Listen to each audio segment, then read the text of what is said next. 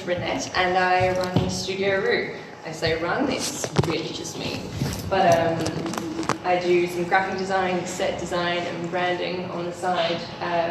And when Morgan asked me to do this, I thought, great, fantastic, brilliant, yes, of course. And then I got home and I thought, what the fuck am I going to talk about? And then I realized the one thing that's sort of the common denominator between all the things I've done is people come to me with little to no budget. And I think that works for me because I like to keep things really fun, a little bit messy, it's my whole mantra. And I think that's when you are allowed to be most creative and you don't have to take things too seriously. Like Valentine's Day. I hate taking Valentine's Day seriously, mostly because I'm always alone. But I often like to draw inspiration from old artworks or photographs because I think once people sort of see something that's familiar to them, you've got them halfway there. And then you make it contemporary and you make it like relatable. And again, you don't take it too seriously. These are one of my New Year's card that I will send to my friends. I also do Christmas, if anyone's interested. Yeah, I think it's okay to be a little bit rude because then people relax. But this trait of using old photographs and artworks is something that I like to do because I think it's fun to steal a memory. Ready on to the next slide. This was for a murder mystery play, which I did the posters for, and we tapped into the psychology of what would possess you to commit a murder, and so the Rorschach test seemed appropriate. A happy accident of a little girl seeming to be hanging in the middle. And I'll talk more about this play a little bit later, but it's not always just serious. Sometimes it's sketch comedy, which is, this was one of the first Fringe shows that I was involved with, and again, got to tap into the archival photography, and I stole this photo from the University Dramatic Society's Centenary Archive. They had 100 years worth of photos that, again, we could mess around with.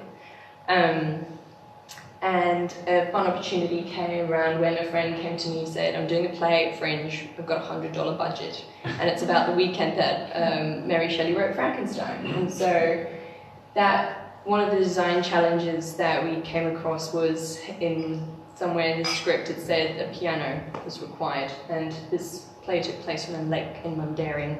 I couldn't get a piano out there, so it's Mary Shelley, it's Frankenstein. We had heaps of books stacked everywhere, so the idea was, why don't we just unstack some books and have piano keys on the back? Then once the piano playing is done, we restack them and that scene's over.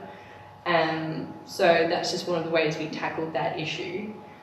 One of my favourite plays, and perhaps most of the challenging ones I've ever done, was this surrealist play called Magician, which was actually set in rural Australia, and the writers asked that it had warm tones and Australian scenery, and I said no, because it's surrealist, it has an unreliable narrator, and it's about a guy retelling his childhood memories, so naturally it had to look like it was drawn from a child's memories.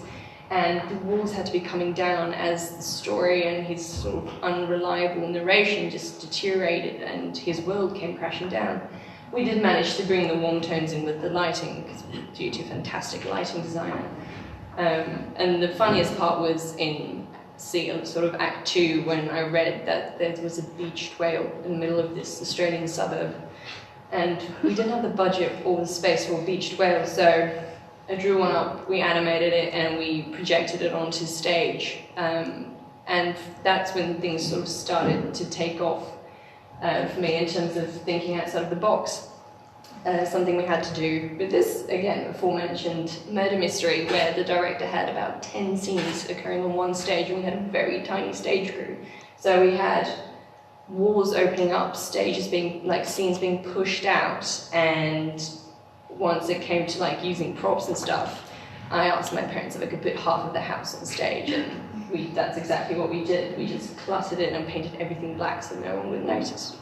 And that's one tip I always say, paint it black, paint it white, because then no one notices that there's no consistency. And again, the design challenge here being murder mystery, there has to be a massive library where the murder takes place, of course. So how am I going to get a massive library on a small stage with maybe like 100 books? We created floating book boxes or shelves, so they were suspended from the ceiling, so to give the illusion of floor-to-ceiling books and a dramatic effect. this is where I started tapping into branding when a friend and I decided we wanted to do a food website. I don't say blog because I don't want to.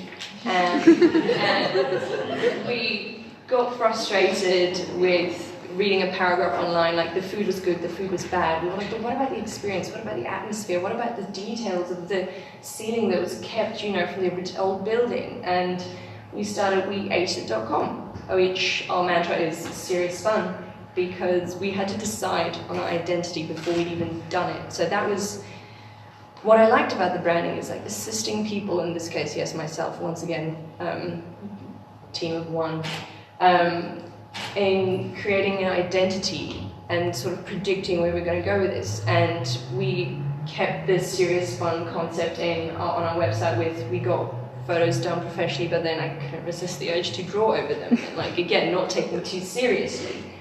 And this is something we applied to what we call our fun articles, which are often about restaurant etiquette and just things that annoy you, like, you know, going to brunch with people and then this cafe with seashells on the floor and it smells like ocean, it's just awful.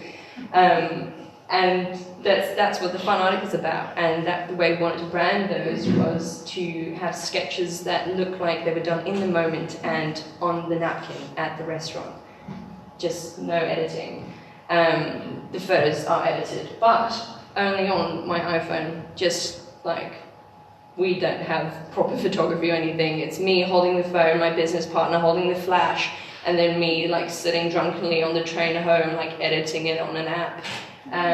Because we want to keep it really accessible and relatable for people. So yeah, thank you so much.